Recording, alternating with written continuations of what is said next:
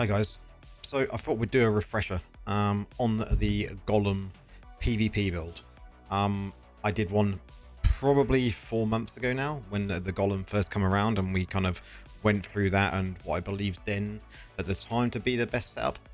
There's a few changes, and definitely the playstyle kind of has been perfected somewhat now, and the Golem is definitely settled into what I would say the Necromancer meta. When it comes to doing both battlegrounds, it works well in both. So what we're going to do, we're going to go straight into the build itself, kind of teach you kind of all about the different things that I've learnt, what you should be taking, and obviously talk about the nerf that is coming up in the upcoming patch next week, to how that's going to affect us. And then at the end of the video, we'll go through, we'll do a battleground, and hopefully that'll be a winning battleground. I have done before this video.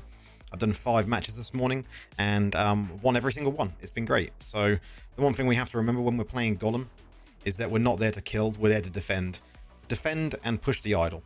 If you're defending and you're taking the focus from your party, so you're taking all of the damage, then they're able then to focus on doing the damage and moving the idol forward with you and doing the tactics of the battleground. You're there almost to kind of lead, not instruct, just lead the kind of the flow of the battleground, you know, helping others do what they need to do. So let's go in and just kind of go over the skills to start with. Skill wise, we're going to be going with Bone Spear or Soulfire on this. It doesn't really matter, either one. We're not going to be using it virtually at all unless we are knocked out of the Golem, and then potentially, other than retreating, you may fire off a couple of these primary attacks. Then we're going to go with Borrowed Time, Bone Armor, Command Skeletons, and Command Golem. Now, the legendary gear, what are we actually using? Here we go. We're using Stern Guidance, and this one is simply going to be for the Command Skeletons to be non-targetable. They're going to be Spectral Warriors, and they're going to be able to rush and explode, dealing damage and fearing enemies. So this is ideal. So when you're in the Golem and you're using the fear ability, these will rush that enemy or the enemies that you're targeting with fear, and it will actually do damage to them and explode. But additionally, you can fire them when you're not in the Golem to also do damage and create a fear. So if you are knocked out of your Golem, you can then just fire off, and you may see me doing this in the gameplay at the end, you just fire off a skeleton to kind of save yourself and kind of get away from where the focus is, so you can either 1, heal up, 2, wait for the cooldown in your Golem and get back into the battle. Chest piece, we're using Draw Deep, another great piece that we really need to have, because Bone Armor now passively absorbs souls of nearby enemies that you slay, granting you a shield that absorbs damage and grows in strength with each kill. Additionally, Bone Armor can be activated instantly. So this is great. This passively works. So while you're in the Golem, you know, this will passively turn on Bone Armor, and yeah, gonna just make us more tanky. Definitely a needed for the build. Then we're using Shared Service. This one here, Bone Armor now reduces all continuous damage you take by 40%. We all know there's a lot of continual damage going around, whether that be in PvE or PvP. Now this one is just ideal for this, I think. You know, taking less damage, having reduction in damage is just, yeah, perfect for a tank build. Then we're using the Furodo plates. Now here, this one is for the Bone Armor to instantly heal you for 25% of the absorbed value of the shield. So when you get the shield of Bone Armor, it will heal you as well for 25% of that absorb. Also great for tanking, keeping the health up high, meaning you can then take more hits. We're then using Wilt Bloom, which is obviously the main effect of this build. You're now going to be encased within the Golem, making you immune to knockbacks, and also increasing your movement speed and reducing the damage you take. Now this damage you take at the moment, the damage reduction is 50%. But next week from the patch, it's going to go down to 40%. And I don't think we're going to notice that much, depending on kind of what level of the game you're in, whether you're a higher reso, lower reso, how much armor you're going in with. There's so many things to take into consideration when it comes to the nerf that's coming. But on here, it does state that you'll be gaining additional abilities when you're in the Golem. So next item we're going to take is No Rest, No Peace. This one is simply for when your Command Skeletons die, they're going to grant you and nearby allies 38% increase in attack speed for 3 seconds. You know, this is great. Attack speed in a Golem is amazing, because we're most probably going to be casting, when we're standing on the idol, we're going to be using our primary attack. So the faster you can use that, the better it's going to be, because then you can put out a little bit of damage, which can actually ramp up and cause significant disruption when you're kind of defending the idol, pushing the idol, or defending a point, things like that. Then we're going to be using Corrosive Slab. We use this in a lot of our Golem builds, so Command Golem makes nearby enemies vulnerable, causing them to take increased damage. Great for this, you're in a Golem all of the time, so this is just going to make enemies that are around you take more damage. And then using the prong is quite simply to increase or decreases the time required to raise a new skeletal champion by 57%. So you're always going to have the maximum amount of skeletons available to you to help you kind of defend, do damage, and all of that nice shenanigans we do in the Golem form. Set items. We're using 4-piece Vifus. So we're going to want to increase the duration that we're in Golem, so that is for the 2-piece. And it also has an increase for the party of members as well in your party in a battleground, so you're going to have a 30% increase in the beneficial effects on them as well. You're increasing your target's attack speed by 30% for 3 seconds each time you use a skill or you grant a beneficial effect to yourself or members. So that 4 set is also really good for that increased attack speed that I spoke about a minute ago. We're then using mount banks. Now in my previous build, we were going in with 6 mount banks. So I've changed this. I don't think it's required at all, to be honest with you. Not at all. So on here, it says each time you take damage, you have a 20% chance to gain an absorb shield that is equal to 13% of your maximum life. And this cannot occur more than once every 9 seconds. So 9 seconds is very short. This is going to be up a lot of the time. So just able to take more damage. The 4 set. Your absorption shield is now increased to 33% of your maximum life, and you can move unhindered through enemies while this shield is active. So you're going to be, you're going to be able to walk through anything during the battleground, making it so much easier to navigate through, the enemies you're facing. So, next thing, gems. Gem-wise is, a strange one really, because we're not looking to do damage. Although damage is a nice thing to have as a bonus, in the Golem, it's not the thing we're looking to do. We're looking to be able to defend. So we want to create a way of making us be able to take more damage by also making it an annoyance for the enemy team. If you can be annoying, they will focus you, which means you're there doing the tanking while your team is able to do everything else, i.e. take down the enemy team, push the idol with you, focus on the tactics in hand instead of having to try to fight for their lives. So gem wise, I decided to go with, now this can change depending on your spend level, and there is plenty to choose from. I went for an Everlasting Torment, so any critical that I do hit, it deals 30% of my base damage. Now, and that's can be done each second for 6 seconds. But each nearby affected enemy with agony increases your attack speed. So as I mentioned earlier, this one's a little bit of a buff to Golem. You're going to get an increase in attack speed, which is going to be better for you when you're using your primary. We're then using, in here, Viper's Bite. Now this one is good because not only does it apply this poison, but that poison, when it's inflicted on an enemy, it reduces their attack speed. It cannot occur on the same target more than once every 20 seconds, but this is going to be overall helping your party out. Then the next one I'm using is Battle Guard. This is only as a rank 1 because it's in my Morn Skull and I've been testing this. So this decreases all damage you take by 8% from enemies within 3 yards. Now as a tank, having any reduction in damage you take, and this is all damage, is going to be great. And because enemies have to get in close, especially melee targets, you're going to be just taking 8% less damage. Now, if you don't have a Morn Skull, Battle Guard, rank 10, use it. It's great. Why not? Taking less damage. Now, going in for that, let me just check to see what rank 10 would give you, because rank 10 is probably going to be fairly good if you are a low spender. So in the Battle Guard, rank 10 is going to decrease all the melee damage that you take by 24% from enemies within 3 yards. Additionally, while your health is below 60%, you can move also unhindered for enemies. So the secondary there doesn't really matter, but the main thing is that first part where you can take up to 24% less damage from any melee attack. Now that is just great for a tank. The next one I'm using is the Cold Confidant. Now I decided to use this instead of Mother's Lament because we don't need to do more damage. I don't need crit hit chance. I just want to be able to defend. Now this one here, when you deal damage, it summons a Pillar of Ice. Now that just is any damage, so it can be a normal hit, a crit, anything. Now it summons this pillow of ice at the enemy's location, which is equal to 300% of your maximum life. The enemies near the pillar are chilled and are dealt 15% base damage every second. So that is just going to be causing AoE damage. The pillar will persist for 6 seconds until destroyed, and cannot occur more than once every 20 seconds. Now I've only got that in as a rank 1 in an Orc's ability. Now if I go over to have a look on DI tools, what you would get if that was a fully fledged setup as a rank 10, you deal damage to summons. It has a 500% increase, 500% instead of 300% on the maximum life, and it's 85% on the damage. So it's going to increase overall. Yeah, it's an amazing gem for tanking. You know, absolutely amazing. It just does AoE damage. It's up quite a lot, so use it.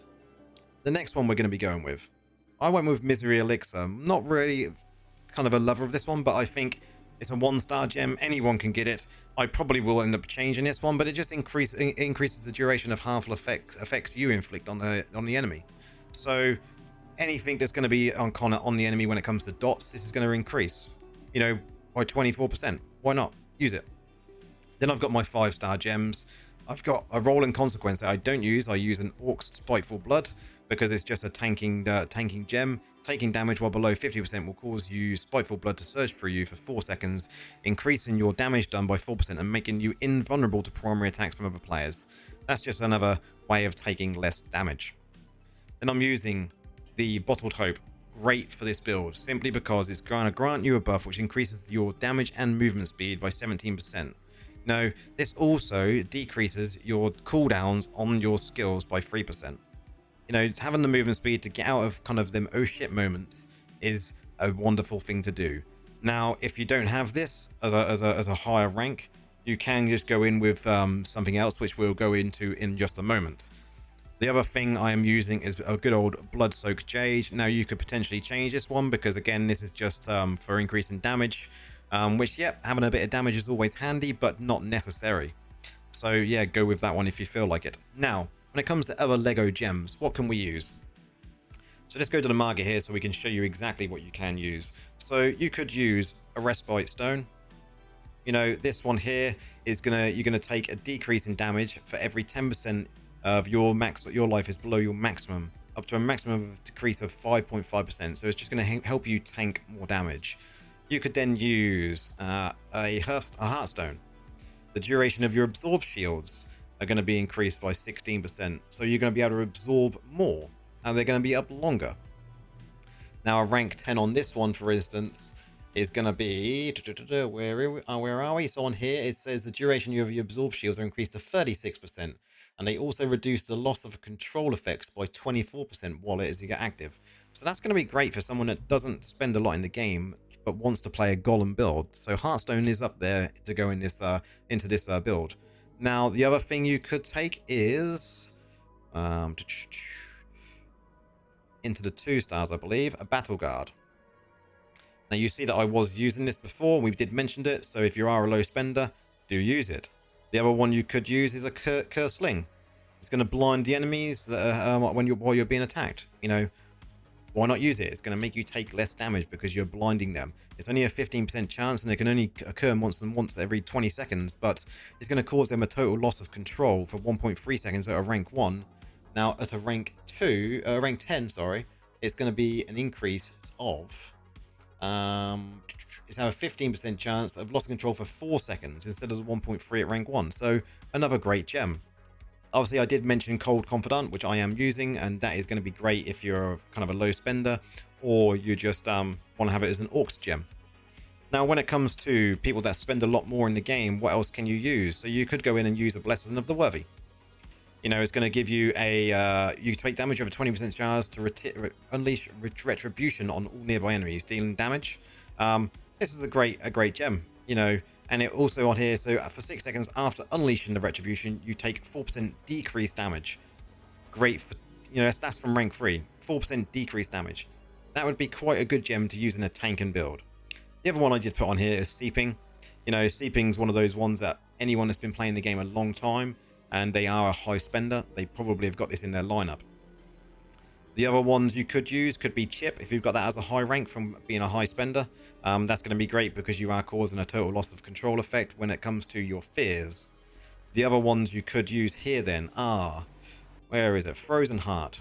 You're going to gain a, when you take damage, you activate a frigid shield. So you gain a shield for 6 seconds that chills enemies and attackers and absorbs more damage. So another shield is also going to be great for tanks. You know, if you can do absorptions, then great. And all of these absorption shields will stack because, you know, they're all on their own individual cooldowns.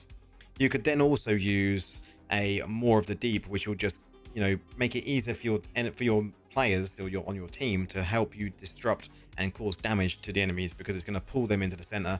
And I believe this also does at some point an armor break as well, so at rank 3, which is very, very good. Now, Paragons.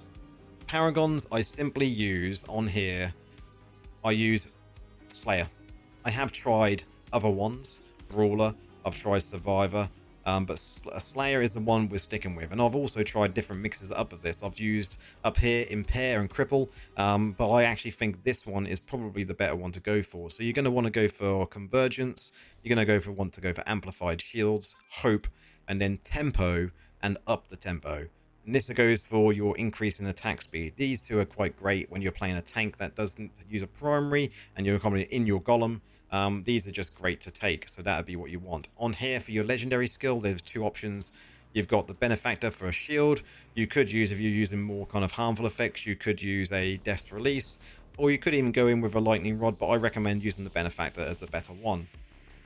When it comes to Warband Rooms, I would say you're best off going for kind of some sort of blocking.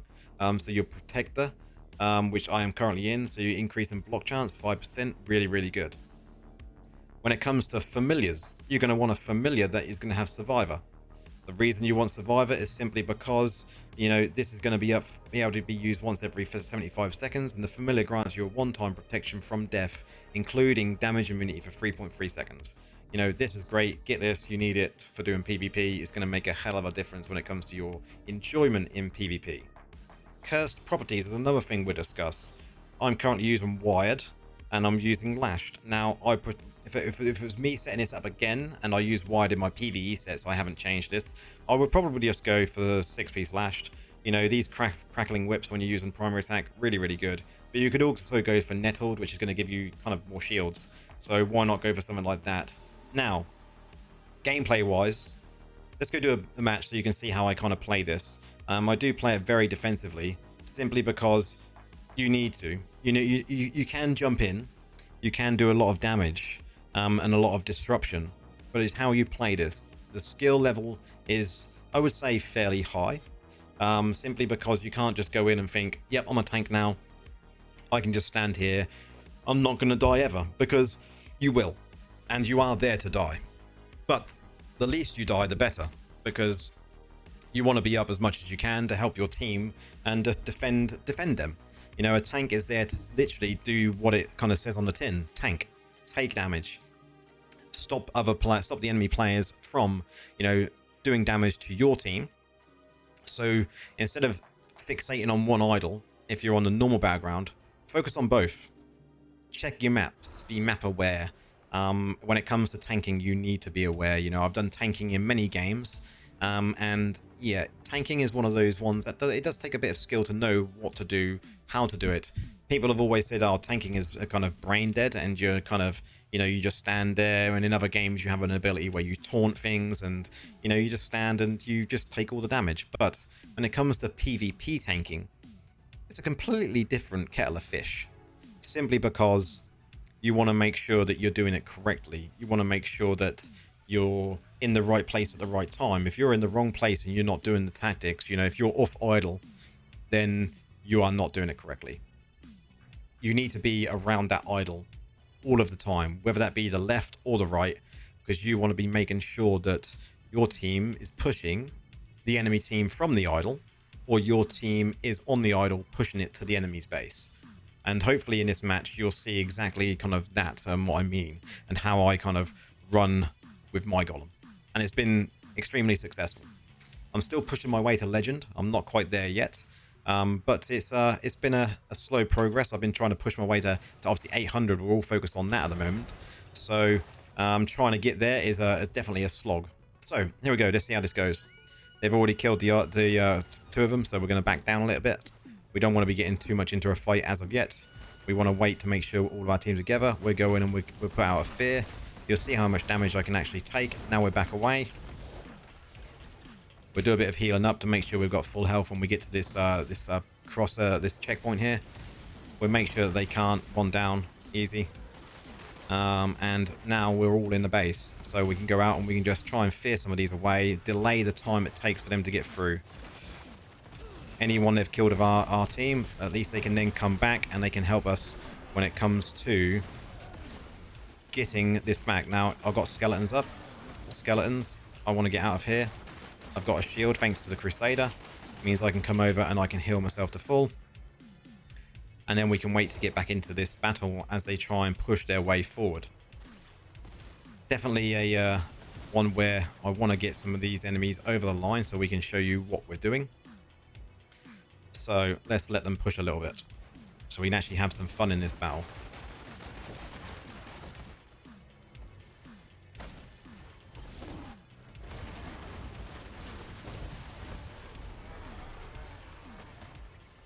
And if you do get a batch where it's just like this, where you're kind of got them stuck at the door, feel free to have some fun with them. Keep fearing them from the door. You know, this is a tactic that works. Choke points are kind of what makes this battleground up, really. This is the downside to this battleground. Its choke points are so small now, and compared to the CC that we use, that yeah, it becomes very difficult for the enemy team to push. So let's just let them push so we can actually show you how this build actually works. So now we can see that they're pushing onto the other idol. We can go over here, we'll disrupt these two, we'll make sure that we've got time to get through. We're on the idol. Now, I've been knocked out. I get back up, I get a shield up, I get that back up, and I get back in my golem.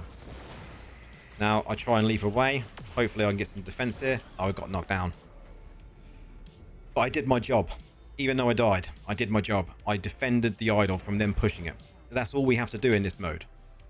We're not after kills. We're after defending. If we stop them from pushing an idol, we're doing what we need to do. Now here, I want to get to the idol. I'm on the idol. Dead again.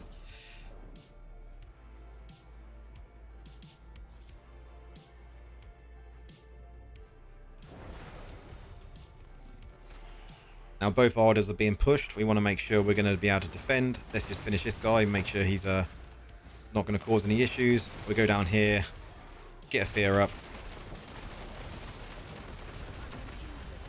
Stop them from pushing onto the idol. I'll get this up. Leap in. Fear him. And hopefully now he will pop his gladiator. Now we're going to jump across to the other side. This guy's giving this guy some jip. We're get killed by him. He stunned us as I was going past anyway. It would have been a struggle, but we're doing okay. We're doing okay. We've got 3 minutes 40 to defend this. As long as the team defends both sides, we will have no problems here. These guys trying to keep us so weak that they can push the idol. Just kind of force them back by fearing. Hopefully you can get a fear off when they're grouped up and then get back onto the idol. This Crusader knows exactly what he's doing. Shield me so I can keep doing what I need to do. Back into the Golem. Fear again. Keep that one away. Fear again in a group. You can see the Cold Confidant there doing its damage. They will try and focus me because they know I'll be causing the most disruption here. Now, here they come again. Golem just went down as they come in and got me stunned. They may stun me and kill me here, but Golem's back up. I did get a fear out. Now I need to get away. So we use our dash, we use our leap, and we heal.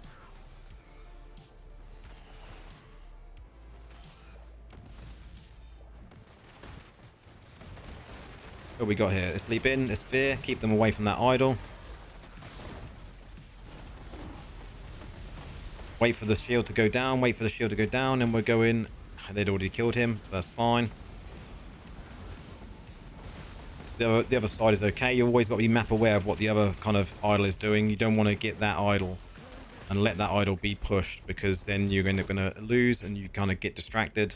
But we're now down to the 2 minutes left. That guy there, he's trying to keep the players away from the idol so we can't defend, so we get rid of him. Wait for his shield to go. Shield's gone. Feel free to attack and kill him. Now this side's fine. We've got some defense. Let's go see if the other side's doing okay, because they've got a few coming down. They got this big boy. We're freeze hit. He's frozen, and we're going to attack him. Cold confidence up.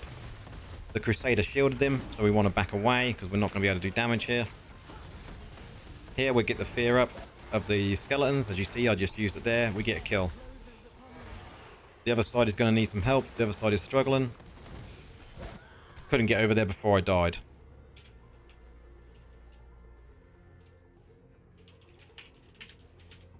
We've got 1 minute and 17 seconds left. We want to keep them back from the idols now, because it can still all go to pot. This side needs some defense. Let the shield go. And I'm going to leap. Want to get on that idol to make sure they can't push it. Skeletons are up. Get a fear up. Get back into our golem. Get another fear up. Fear's coming up. Make sure that you use it straight away. We need to get to that guy in the back there, but I want to back down and heal. The other side's doing great. 37 seconds left. Now we can go the other side, because this team is yeah, the team's done good. We should be able to win this fairly easy. Fear them both. They're backed away.